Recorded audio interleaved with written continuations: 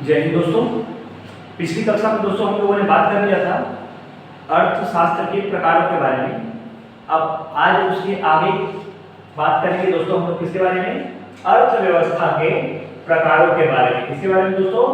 अर्थव्यवस्था के प्रकारों के बारे में। आज हम जानेंगे कि अर्थव्यवस्था कितने प्रकार की होती है, उसे कितने भागों में बांटा गया है। सबसे पहले दोस्तों अर्थव्यवस्था के प्रकारों को हम लोगों ने 3 भागों में, सुविधा की दृष्टि से इसे कितने भागों में बांट दिया है? 3 भागों में बांट दिया है। सबसे पहले कहलाता है अंतर संबंधों के आधार पर। अंतर संबंधों के आधार पर कितने प्रकार की अर्थव्यवस्था होगी। फिर हम बात करेंगे संसाधनों के स्वामित्व के आधार पर। संसाधनों के स्वामित्व के आधार पर। फिर दोस्तों हम बात करेंगे विकास की अवस्था के आधार पर।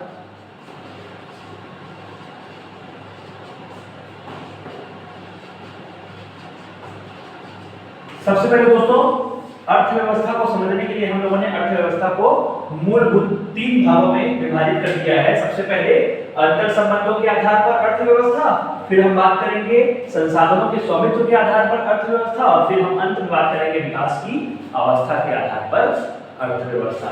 तो सबसे पहले हम दोस्तों बात करते हैं किसके बारे में? अंतर संबंधों के आधार पर अर्थव्यवस्था कितने प्रकार की होती है। तो ध्यान रखेंगे दोस्तों अंतर संबंधों के आधार पर अर्थव्यवस्था 2 प्रकार की होती है। एक तो होती है खुली अर्थव्यवस्था या ओपन इकोनॉमी, और दूसरी होती है बंद अर्थव्यवस्था या क्लोज्ड इकोनॉमी। एक तो होती है ओपन इकोनॉमी या खुली अर्थव्यवस्था, दूसरी होती है बंद इकोनॉमी या बंद अर्थव्यवस्था या क्लोज्ड इकोनॉमी। फिर हम दोस्तों बात करेंगे किसके बारे में? संसाधनों के स्वामित्व के आधार पर कितने प्रकार की अर्थव्यवस्था होती है, या अर्थव्यवस्था को हमने संसाधनों के स्वामित्व के आधार पर कितने प्रकार में बांटा है। ध्यान रखिए दोस्तों संसाधनों के स्वामित्व के आधार पर जो अर्थव्यवस्था होती है वो 3 प्रकार की होती है। सबसे पहली अर्थव्यवस्था होती है समाजवादी अर्थव्यवस्था। कौन सी अर्थव्यवस्था दोस्तों? समाजवादी अर्थव्यवस्था। दूसरी होती है पूंजीवादी अर्थव्यवस्था। पूंजीवादी अर्थव्यवस्था। और तीसरी दोस्तों होती है इन दोनों का मिश्रित रूप, और जिसे हम जानते हैं किसके नाम से? मिश्रित अर्थव्यवस्था के नाम से। किस अर्थव्यवस्था के नाम से दोस्तों? मिश्रित अर्थव्यवस्था के नाम से। तो ये 3 प्रकार की अर्थव्यवस्था होती है संसाधनों के स्वामित्व के आधार पर। फिर हम बात करेंगे दोस्तों विकास की अवस्था के आधार पर कितने प्रकार की अर्थव्यवस्था होती है। तो ध्यान रखिए दोस्तों विकास की अवस्था के आधार पर भी 3 प्रकार की अर्थव्यवस्था होगी। सबसे पहली अर्थव्यवस्था होगी विकसित अर्थव्यवस्था। विकसित अर्थव्यवस्था। फिर हम बात करेंगे विकासशील अर्थव्यवस्था। विकासशील अर्थव्यवस्था। फिर हम बात करेंगे अल्प विकसित अर्थव्यवस्था के बारे में। किसके बारे में दोस्तों?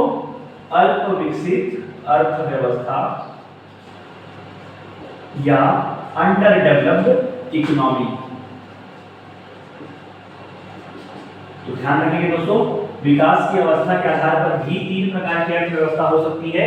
विकसित अर्थव्यवस्था या डेवलप्ड इकोनॉमी, अल्प विकसित या विकासशील अर्थव्यवस्था। तो 3 प्रकार की अर्थव्यवस्था होगी विकास की अवस्था के आधार पर। 3 प्रकार की होगी संसाधनों के स्वामित्व के आधार पर, समाजवादी अर्थव्यवस्था, पूंजीवादी अर्थव्यवस्था और मिश्रित अर्थव्यवस्था। इंग्लिश में इसे कहते हैं सोशलिस्ट इकोनॉमी, कैपिटलिस्ट इकोनॉमी और मिक्स्ड इकोनॉमी। और अंतर संबंधों के आधार पर 2 प्रकार की अर्थव्यवस्था होती है। एक होती है खुली अर्थव्यवस्था और दूसरी होती है बंद अर्थव्यवस्था, ओपन इकोनॉमी और क्लोज्ड इकोनॉमी। एक एक कर इन सभी के बारे में चर्चा करेंगे कि किसे हम क्या कहते हैं और क्यों कहते हैं। आखिर में समाजवादी अर्थव्यवस्था है तो क्यों है। लेकिन इससे पहले हम दोस्तों जो इनमें मेन जो टॉपिक हमारा क्वेश्चन जो फंस सकता है वो क्वेश्चन होते हैं कि अगर आपसे क्वेश्चन किया जा सकता है कि बताइए अर्थव्यवस्था के पिता कौन है। अर्थव्यवस्था को जब हमने 2 भागों में विभाजित किया, एक कहलाया माइक्रो इकोनॉमिक्स और दूसरा कहलाया मैक्रो इकोनॉमिक्स। या व्यष्टि अर्थशास्त्र और समष्टि अर्थशास्त्र। तो उसी प्रकार से हमने अर्थव्यवस्था को भी कई भागों में बांटा है, तो जिसमें संसाधनों के आधार पर जो अर्थव्यवस्था होती है, इनके पिता या इनके जनक का भी नाम पूछा जा सकता है। तो दोस्तों नाम याद रखेंगे, समाजवादी अर्थव्यवस्था के पिता कहे जाते हैं कार्ल मार्क्स। कौन कहे जाते हैं दोस्तों? Karl Marx. पूंजीवादी अर्थव्यवस्था के जनक कहे जाते हैं एडम स्मिथ। कौन कहे जाएंगे दोस्तों? Adam Smith. और जो मिश्रित अर्थव्यवस्था होती है, इसके जनक कहे जाते हैं जे.एम. कीन्स। तो नाम याद रख लेंगे दोस्तों, जे.एम. कीन्स। समाजवादी अर्थव्यवस्था के जनक कार्ल मार्क्स, पूंजीवादी अर्थव्यवस्था के जनक एडम स्मिथ और मिश्रित अर्थव्यवस्था के जनक कहे जाते हैं जे.एम. कीन्स या जॉन मेनार्ड कीन्स। सबसे पहले दोस्तों हम बात करेंगे इसके बारे में, अंतर संबंधों के आधार पर जो अर्थव्यवस्था है, खुली और बंद अर्थव्यवस्था, वो कैसी अर्थव्यवस्था होती है। तो अगर हम इन दोनों के बारे में अंतर समझ लें तो इन दोनों के प्रकारों के बारे में, इनकी कैरेक्टरिस्टिक्स और सारी विशेषताओं के बारे में हमको आसानी से समझ आ जाएगा दोस्तों। तो पहले हम लोग बात करते हैं इसके बारे में, इन दोनों के अंतर के बारे में।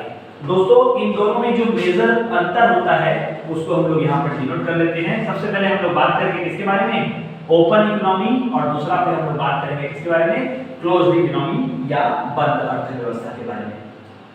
ओपन इकोनॉमी या खुली अर्थव्यवस्था वो अर्थव्यवस्था होती है जिसमें दोस्तों, वो अर्थव्यवस्था जिसमें आयात निर्यात की अनुमति होती है, उस अर्थव्यवस्था को कौन सी अर्थव्यवस्था कहते हैं दोस्तों?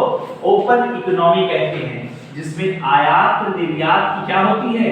छूट होती है, आयात निर्यात की अनुमति होती है, उस अर्थव्यवस्था को क्या कहते हैं? Open economy. तो दोस्तों क्लोज्ड इकोनॉमी किसे कहेंगे? उस वो अर्थव्यवस्था जिसमें आयात निर्यात पर क्या होता है दोस्तों? प्रतिबंध होता है, उसे क्या कहते हैं? क्लोज्ड इकोनॉमी कहते हैं। दूसरा, संसाधनों के आवागमन पर क्या होती है दोस्तों? छूट होती है। संसाधनों के आवागमन पर, संसाधनों के आवागमन पर छूट होती है, जबकि यहां बात करें तो संसाधनों के आवागमन पर प्रतिबंध होता है। संसाधनों के आवागमन पर पूर्ण रूप से प्रतिबंध होता है। और एक जो इनके बीच सबसे बड़ा अंतर होता है दोस्तों, वो याद रखेंगे कि जो ओपन इकोनॉमी होगी या जो खुली अर्थव्यवस्था होती है, वो उदारवादी नीति का पालन करती है। कौन सी नीति का पालन करती है दोस्तों? उदारवादी नीति का पालन करती है। जबकि जो क्लोज्ड इकोनॉमी होगी, बंद अर्थव्यवस्था होगी, वो अपने यहाँ संरक्षणवादी नीति का पालन करती है। कौन सी नीति का पालन करती है? संरक्षणवादी नीति का पालन करती है। उदारवादी नीति और संरक्षणवादी नीति को समझने के लिए दोस्तों ज्यादा कठिन वर्ड में बात नहीं करूंगा, एकदम आसान सी भाषा में बात करते हैं। जैसे एक मोहल्ला होता है, एक सोसाइटी होती है, उस सोसाइटी में कुछ लोग होते हैं, जिसमें से कुछ लोग ऐसे होते हैं जो सभी लोगों के घर आना जाना पसंद करते हैं, दूसरे लोगों को अपने घर बुलाना पसंद करते हैं। वो कौन सी नीति का पालन करते हैं? उदारवादी नीति का पालन करते हैं। जबकि किसी किसी सोसाइटी में ऐसे भी कुछ लोग होते हैं जो ना तो खुद किसी के घर जाते, ना तो किसी दूसरे व्यक्ति को अपने घर बुलाना पसंद करते हैं। वो सारे लोग कौन सी नीति का पालन करते हैं? संरक्षणवादी नीति का पालन करते हैं। तो दोस्तों यही मेजर अंतर होता है किसके बीच? खुली अर्थव्यवस्था और बंद अर्थव्यवस्था के बीच, ओपन इकोनॉमी और क्लोज्ड इकोनॉमी के बीच। ओपन इकोनॉमी वो इकोनॉमी जो आयात निर्यात की अनुमति देती है, जबकि क्लोज्ड इकोनॉमी वो इकोनॉमी जो आयात निर्यात पर पूर्ण रूप से क्या लगाती है? प्रतिबंध लगाती है। ओपन इकोनॉमी वो इकोनॉमी जो संसाधनों के आवागमन को क्या करती है? अवरोध नहीं करती है, आवागमन क्या दे देती है? छूट दे देती है। जबकि क्लोज्ड इकोनॉमी वो इकोनॉमी जो कि संसाधनों के आवागमन पर पूर्ण रूप से क्या लगा देती है? प्रतिबंध लगा देती है। ओपन इकोनॉमी वो इकोनॉमी जो कि उदारवादी नीति का पालन करती है, जबकि क्लोज्ड इकोनॉमी वो इकोनॉमी जो कि संरक्षणवादी नीति का पालन करती है। तो ध्यान रखिए दोस्तों, अगर इसके हिसाब से अंतर संबंधों के आधार पर जो अर्थव्यवस्था के प्रकार हैं, खुली अर्थव्यवस्था और बंद अर्थव्यवस्था, अगर इसके हिसाब से पूछा जाए तो भारत एक ओपन इकोनॉमी है, खुली अर्थव्यवस्था का उदाहरण है। जबकि अगर आपसे क्वेश्चन किया जाए कि बताइए पूरे विश्व में क्या कोई भी देश बंद अर्थव्यवस्था या क्लोज्ड इकोनॉमी का उदाहरण हो सकता है, तो ध्यान रखिए दोस्तों, कोई भी देश बंद अर्थव्यवस्था या क्लोज्ड इकोनॉमी का उदाहरण नहीं हो सकता, क्योंकि बंद अर्थव्यवस्था वही अर्थव्यवस्था हो सकती है जिस देश में जितने चीजों की जरूरत है, जितने संसाधनों की जरूरत है, जितनी यूनिट्स की जरूरत है, वो केवल और केवल उतनी ही मात्रा में उपलब्ध हो। ना तो हमारे पास किसी चीज की कमी हो और ना ही कोई चीज की अधिकता हो। यदि हमारे पास किसी चीज की कमी या अधिकता होगी तभी तो दोस्तों हमें आवश्यकता पड़ती है किसकी, आयात एवं निर्यात करने की। अगर हमारे पास किसी चीज की जरूरत ही ना हो, सारी चीजें अवेलेबल हमारी कंट्री में ही हो, तो ना तो हमें आयात करना पड़े ना तो हमें निर्यात करना पड़े। लेकिन दोस्तों ध्यान रखेंगे, पूरी दुनिया में कोई भी ऐसा देश नहीं हो सकता जिसे जितनी चीजों की जरूरत हो, जितनी चीजों की आवश्यकता हो, उसके पास केवल और केवल उतने ही सामान या वस्तुएं उपलब्ध हो, उतने ही संसाधन उपलब्ध हो, ना तो कम हो ना तो अधिक हो। ऐसी कोई कंट्री नहीं हो सकती। इसीलिए ध्यान रखेंगे दोस्तों, क्लोज्ड इकोनॉमी या बंद अर्थव्यवस्था का कोई भी उदाहरण नहीं हो सकता। आई होप दोस्तों आप लोगों को ओपन इकोनॉमी और क्लोज्ड इकोनॉमी के बारे में समझ आ गया होगा। अब दोस्तों हम बात करेंगे किसके बारे में, समाजवादी अर्थव्यवस्था, पूंजीवादी अर्थव्यवस्था और मिश्रित अर्थव्यवस्था के बारे में। इनको समझने के लिए दोस्तों सबसे पहले क्या करते हैं, पूंजीवादी अर्थव्यवस्था और समाजवादी अर्थव्यवस्था, इन दोनों के बारे में समझ लेते हैं। जैसे ही ये दोनों समझ में आएंगे, इन दोनों का मिक्सचर रूप ही तो क्या है, मिश्रित अर्थव्यवस्था। ध्यान रखेंगे दोस्तों, हेडिंग डालेंगे, दोनों में अंतर समझते हैं कि पूंजीवादी अर्थव्यवस्था और समाजवादी अर्थव्यवस्था में आखिर अंतर क्या होता है। दोस्तों मैं इतना को रफ कर रहा हूं ताकि आपको पूंजीवादी अर्थव्यवस्था और समाजवादी अर्थव्यवस्था के मध्य अंतर समझा सकूं। तो ध्यान रखिए दोस्तों,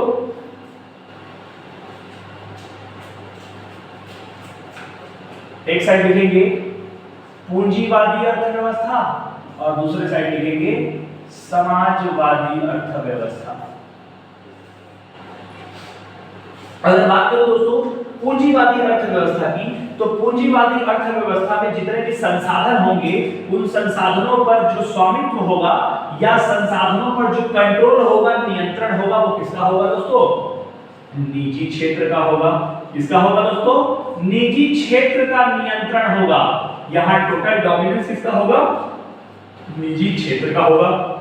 और अगर मैं समाजवादी अर्थव्यवस्था की बात करूं, तो समाजवादी अर्थव्यवस्था में जो संसाधन होंगे, उन संसाधनों पर पूरा कंट्रोल किसका होगा दोस्तों, सरकार का होगा। किसका होगा, सरकार का नियंत्रण होगा। और ध्यान रखेंगे दोस्तों, कभी भी सरकार लाभ कमाने के उद्देश्य से काम नहीं करती, बल्कि ये जन कल्याण के लिए काम करती है। किसके लिए काम करती है दोस्तों, जन कल्याण के लिए काम करती है। जबकि पूंजीवादी अर्थव्यवस्था या निजी क्षेत्र हमेशा लाभ के लिए काम करता है। किसके लिए काम करता है दोस्तों, लाभ के लिए काम करता है। इसीलिए अगर आप देखें तो लाभ के लिए जब काम किया जाता है तो कीमतें हमेशा क्या मिलती है दोस्तों, कीमतें हमेशा अधिक मिलती है। जबकि जन कल्याण के लिए काम किया जाता है तो उन जगहों पर कीमतें हमेशा क्या होगी दोस्तों, कम होगी। कीमत हमेशा क्या होगी, कम होगी, मिनिमम होगी। तभी तो दोस्तों का क्या हो पाएगा, जन कल्याण हो पाएगा। उदाहरण के लिए हम ये समझ सकते हैं कि सरकार सार्वजनिक वितरण प्रणाली के जरिए गरीब लोगों को क्या करती है, अनाज प्रदान करती है बहुत ही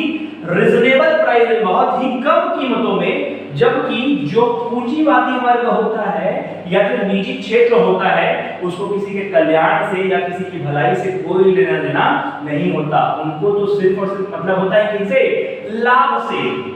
तो ध्यान रखेंगे दोस्तों, निजी क्षेत्र केवल और केवल किसके लिए काम करता है, लाभ के लिए काम करता है। इसीलिए यहाँ पर कीमतें हमेशा क्या मिलेगी, अधिक मिलेगी। जबकि यहाँ कीमतें हमेशा क्या मिलेगी, कम मिलेगी। ध्यान रखेंगे दोस्तों, जो समाजवादी अर्थव्यवस्था होगी उसमें प्रतिस्पर्धा नहीं होगी। क्या नहीं होगी दोस्तों, प्रतिस्पर्धा नहीं होगी। जबकि जो निजी क्षेत्र होता है उसमें प्रतिस्पर्धा जो होगी वो बहुत अधिक मात्रा में होगी, प्रतिस्पर्धा अधिक होगी। ये इन दोनों के बीच एक मेन अंतर होता है दोस्तों। ध्यान रखेंगे, पूंजीवादी और समाजवादी अर्थव्यवस्था के भीतर या मध्य में। तो ध्यान रखेंगे दोस्तों, अगर आपसे पूछा जाए कि बताइए समाजवादी अर्थव्यवस्था में जो आर्थिक क्रियाएं होंगी, हमने पढ़ा था दोस्तों कि किसी भी अर्थव्यवस्था की या किसी भी अर्थशास्त्र की 4 प्रमुख आर्थिक क्रियाएं होती है। तो अगर आपसे पूछा जाए कि बताइए समाजवादी अर्थव्यवस्था में आर्थिक क्रियाओं पर नियंत्रण किसका होगा, तो ध्यान रखेंगे दोस्तों, आर्थिक क्रियाओं पर भी नियंत्रण किसका होगा, सरकार का होगा। ध्यान रखेंगे दोस्तों, आर्थिक क्रियाओं पर नियंत्रण सरकार का होगा।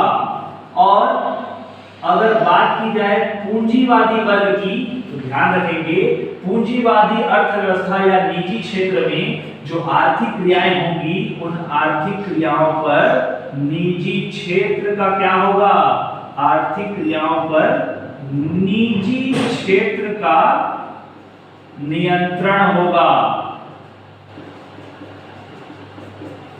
ये इन दोनों के मध्य में अंतर होता है। और ध्यान रखेंगे दोस्तों, अगर पूंजीवादी वर्ग और समाजवादी वर्ग इन दोनों को मिला दिया जाए तो ही क्या बन जाता है दोस्तों, मिश्रित अर्थव्यवस्था बन जाती है। कौन सी अर्थव्यवस्था बन जाती है दोस्तों, मिश्रित अर्थव्यवस्था बन जाती है, जिस अर्थव्यवस्था में किसी किसी स्थान पर तो निजी क्षेत्र का नियंत्रण होता है संसाधनों पर, तो किसी किसी स्थान पर सरकार का नियंत्रण होता है संसाधनों पर। किसी स्थान पर तो जन कल्याण के लिए कार्य किया जाता है, तो किसी स्थान पर केवल और केवल लाभ के लिए काम किया जाता है। किसी किसी स्थान पर कीमतें बहुत कम मिलेंगी, तो किसी किसी स्थान पर कीमतें बहुत अधिक मात्रा में होती है।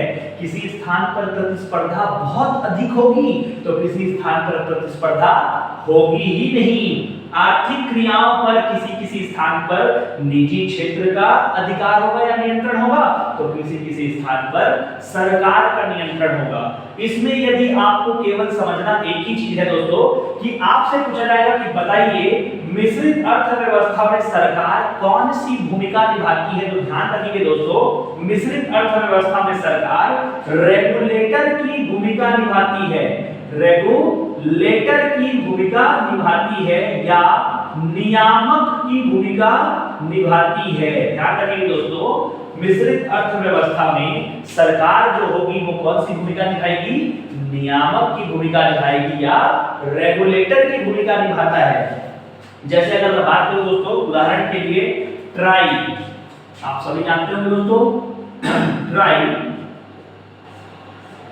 Telecom regulatory authority of India, जो कि क्या करता है दोस्तों, जितना भी टेलीकॉम से रिलेटेड जो कार्यक्रम हमारे देश में चलाया जाता है उन पर सब पर नियंत्रण किसका होता है, telecom regulatory authority of India या ट्राई का होता है। लेकिन ध्यान रखेंगे दोस्तों, ये जो है सब पर नियंत्रण रखता है, निजी क्षेत्रों पर भी और सरकारी क्षेत्रों पर भी। कहने का मतलब ये है कि मिश्रित अर्थव्यवस्था वो अर्थव्यवस्था है जिसमें सरकार नियामक की भूमिका निभाता है। सरकार किसकी भूमिका निभाता है, नियामक की भूमिका निभाता है। आई होप दोस्तों आप लोगों को पूंजीवादी, समाजवादी और मिश्रित अर्थव्यवस्था के बारे में समझ आ गया होगा। अब मैं बात करता हूं इसके बारे में। विकास की अवस्था के आधार पर 3 प्रकार की अर्थव्यवस्था होगी, विकसित अर्थव्यवस्था, विकासशील अर्थव्यवस्था और अल्प विकसित अर्थव्यवस्था। लेकिन इनको समझने से पहले दोस्तों हम समझ जाते हैं कि अर्थव्यवस्था की जो प्रमुख समस्याएं होती है वो कौन कौन सी होती है और कितने प्रकार की होती है। तो दोस्तों हम बात करेंगे किसके बारे में, अर्थव्यवस्था की समस्याओं के बारे में। तो ध्यान रखिए दोस्तों, अर्थव्यवस्था की जो प्रमुख समस्याएं होती हैं वो कितने प्रकार की होती है, 3 प्रकार की होती है। अर्थव्यवस्था की समस्याएं कितने प्रकार की होंगी दोस्तों, 3 प्रकार की होंगी, जिसमें ध्यान रखिए दोस्तों, किसी भी अर्थव्यवस्था की मूलभूत 3 ही समस्याएं होती हैं, इन्हीं को कहा जाता है अर्थव्यवस्था की प्रमुख समस्याएं। तो ध्यान रखिए दोस्तों, अर्थव्यवस्था की प्रमुख समस्याएं 3 प्रकार की होती है। क्या उत्पादन किया जाए, व्हाट टू प्रोड्यूस, कैसे उत्पादन किया जाए, हाउ टू प्रोड्यूस, या तीसरा होता है किसके लिए उत्पादन किया जाए, किसके लिए उत्पादन किया जाए या whom to प्रोड्यूस। तो ध्यान रखेंगे दोस्तों, यही किसी भी अर्थव्यवस्था की सबसे बड़ी समस्या या प्रमुख समस्या मानी जाती है कि क्या उत्पादन किया जाए, कैसे उत्पादन किया जाए और किसके लिए उत्पादन किया जाए। सबसे पहली समस्या पर चर्चा करते हैं दोस्तों, क्या उत्पादन किया जाए। क्या उत्पादन किया जाए से मेरा कहना यह है कि मान लीजिए किसी घर के कोई अगर एक फैमिली है, उनके पास एक खेत मौजूद है। क्या है दोस्तों, वो एक फैमिली है, उनके पास एक खेत है। तो उस खेत में, अब मैं मान लेता हूं खेत एक है लेकिन फैमिली में सदस्य 5 है, तो 5 लोग अलग अलग जगहों पर क्या करेंगे, बात करेंगे। कहने का मतलब यह है खेत तो एक ही है। एक व्यक्ति कहेगा कि इसमें हमें गेहूं उगाना चाहिए, दूसरा व्यक्ति कहेगा कि इसमें हमें चावल उगाना चाहिए, तीसरा व्यक्ति कहेगा नहीं अभी गर्मी आने वाली है, तो गर्मी आने वाली तो इसमें क्या उगाएंगे हम लोग, गन्ना उगाएंगे, गन्ने का रस बड़ी तेजी से निकलेगा। तो चौथा कहेगा नहीं गेहूं और चावल तो कहीं भी मिल जाते हैं, हमें काम करेंगे इसमें क्या उगाएंगे, दाल उगाएंगे। तो पांचवें व्यक्ति का कहना है इसमें कुछ नहीं उगाएंगे, यहाँ हम क्रिकेट का क्या बनाएंगे, एक मैदान बनाएंगे और यहाँ पे हम खेलेंगे। कहने का मतलब दोस्तों, एक ही भूमि थी, एक घर के पास या एक पूरी फैमिली में भूमि या संसाधन तो एक ही था, लेकिन जो मेंबर्स 5 थे वो 5 अलग अलग दिशाओं में क्या कर रहे थे दोस्तों, भाग रहे थे। ये सबसे बड़ी और सबसे पहली समस्या होती है कि क्या उत्पादन किया जाए। दूसरा होता है दोस्तों कि कैसे उत्पादन किया जाए। कहने का मतलब कैसे उत्पादन किया जाए से मेरा कहना मतलब ये है कि हम लोग जो उत्पादन करने वाले हैं उसका उत्पादन श्रम गहन करें या पूंजी गहन करें। कहने का मतलब ये है कि उत्पादन जो किया जाएगा वो उसमें पूंजी की मात्रा ज्यादा होगी या श्रम की मात्रा ज्यादा होगी। इसको एक उदाहरण के थ्रू समझते हैं। मान लीजिए कि एक रोड बन रहा है x से लेकर के y तक। कहां तक दोस्तों, x से लेकर के y तक एक रोड बन रहा है। अब जिस स्थान पर रोड बन रहा है उसके कॉन्ट्रैक्टर ने सोचा कि आस पड़ोस के लोगों को क्या कर दिया जाए, रोजगार उपलब्ध करा दिया जाए। बस इसने क्या किया, पूंजी की मात्रा कम कर दी और श्रम की मात्रा क्या कर दी, बढ़ा दी और आसपास के लोगों को क्या दे दिया, रोजगार दे दिया। अब जरा बात को गंभीरता से समझेंगे दोस्तों, जब पूंजी की मात्रा यानी टेक्नोलॉजी को कम किया जाएगा और श्रम की मात्रा बढ़ाई जाएगी तो कार्य के संपन्न होने में या कंप्लीट होने में समय ज्यादा लगेगा। साथ ही साथ कॉस्ट या लागत भी क्या आएगी, ज्यादा आएगी। तो बताइए दोस्तों, इस कॉन्ट्रैक्टर को कोई एप्रिशिएट करने वाला होगा क्या? बिल्कुल भी नहीं होगा, क्योंकि दोस्तों अभी भी लोग इसे क्या करेंगे, गालियां ही देंगे कि इतनी छोटी सी सड़क का निर्माण करवाने में इतना लंबा समय ले लिया और साथ ही साथ लागत भी क्या आई, बहुत ज्यादा आई। मशीनों का उपयोग करता और मशीनों के उपयोग से श्रम का उपयोग बहुत कम लगता, जिससे लागत भी कम आती और सड़क का निर्माण भी क्या हो जाता, जल्द से जल्द पूरा हो जाता। बस मान लेते हैं कि इस कॉन्ट्रैक्टर ने उनकी बात को दिल पर ले लिया और जब Y से लेकर के Z तक के रोड का निर्माण करना था तो उसने श्रम की मात्रा में कर दी कटौती और बढ़ा दिया किसको, पूंजी की मात्रा को। तो बताइए दोस्तों, जब पूंजी की मात्रा बढ़ेगी और श्रम की मात्रा घटेगी तो लागत में क्या आएगी दोस्तों, कमी आएगी। एक तो लागत में कमी आएगी और दूसरी चीज समय भी क्या लगेगा दोस्तों, कम लगेगा, क्योंकि मजदूर या श्रमिक अपनी क्षमता या दक्षता तक ही काम कर पाते हैं, जबकि मशीनें अनलिमिटेड वर्क करती है। इसलिए दोस्तों टाइम भी क्या लगेगा, कम लगेगा। लेकिन क्या अभी भी लोग इसको एप्रिशिएट करेंगे कि सड़क का निर्माण जल्दी हो गया, लागतें कम आ गई? नहीं दोस्तों, यहाँ भी लोग गाली देने से उनके चुकेंगे नहीं, कहेंगे कि भाई साहब ने क्या किया, लोगों की पेट पर लात मार दिया, उनका रोजगार उनसे छीन लिया। कहने का मतलब ये है दोस्तों कि आप कुछ भी करिए लोग तो कहेंगे ही कहेंगे।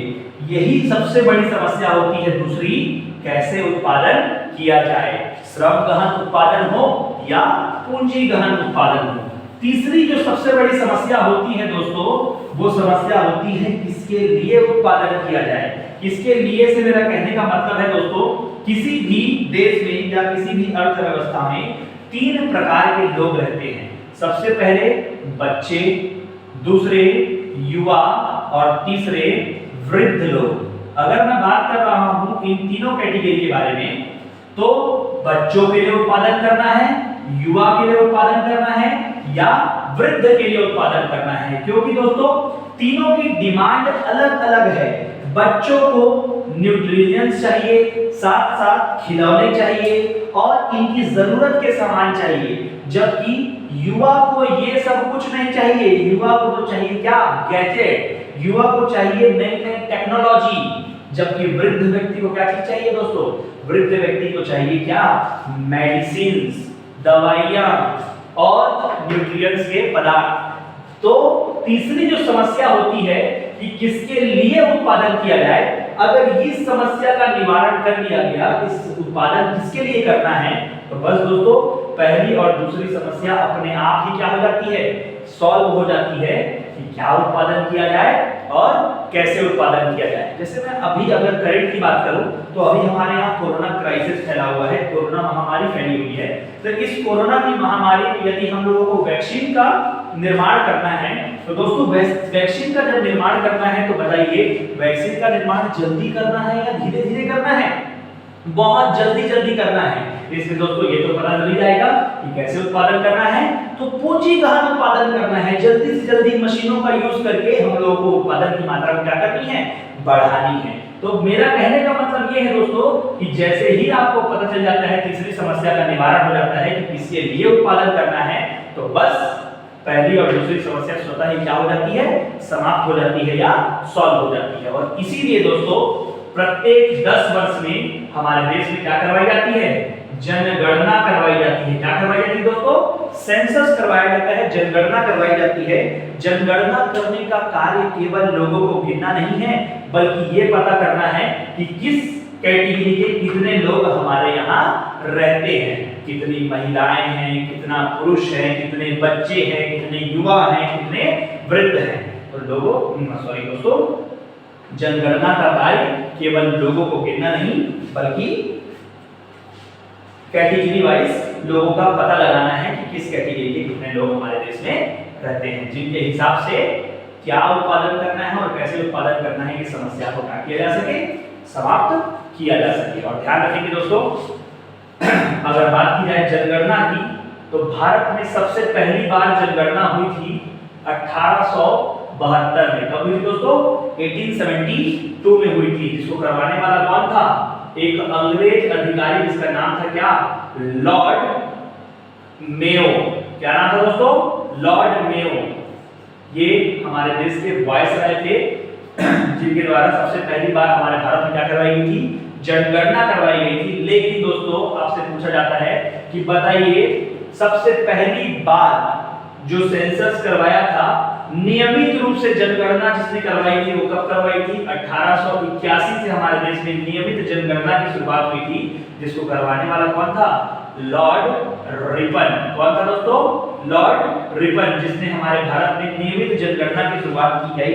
और ध्यान रखिए दोस्तों, इसी समय में हमारे देश में 10वीं जनगणना या डिकेडियल सेंसस का जो प्रावधान था वो शुरू किया गया, और हमारे यहाँ हर 10 वर्ष में एक जनगणना की जाती है। अगर बात की जाए सबसे पहली 10वीं जनगणना की, तो सबसे पहली 10वीं जनगणना हमारे देश में कब हुई दोस्तों? 1881 में हुई थी, और करवाने वाले व्यक्ति का नाम क्या था? Lord Ripon. बस यही रीजन है दोस्तों, लॉर्ड रिपन को ही क्या कहा जाता है? भारतीय जनगणना का जनक कहा जाता है, या फादर ऑफ इंडियन सेंसस कहा जाता है, या भारतीय जनगणना का जनक का पिता कहा जाता है। आपसे फिर से क्वेश्चन पूछ सकता है दोस्तों कि बताइए कितनी बार जनगणना टोटल हो चुकी है, एवं भारत की आजादी के बाद कितनी जनगणना हो चुकी है। ध्यान रखिए दोस्तों, हर 10 साल में एक बार जनगणना कराई जाती है। 1881 से लेकर के 1941 तक 7 बार जनगणना हो चुकी है, और अगर 1951 से बात करें तो 1951 से लेकर के 1911 तक फिर कितने बार? टोटल 7 बार जनगणना हो चुकी है, और ये 8वीं बार भी जनगणना 2021 में होने वाली है। ठीक है दोस्तों,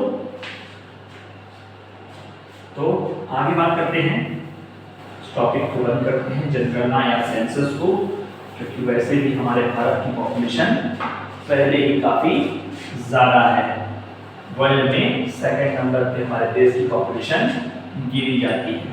तो ध्यान रखिए दोस्तों, जो अर्थव्यवस्था की प्रमुख समस्याएं हैं वो कितने प्रकार की होंगी? 3 प्रकार की होंगी। क्या उत्पादन किया जाए, कैसे उत्पादन किया जाए और किसके लिए उत्पादन किया जाए।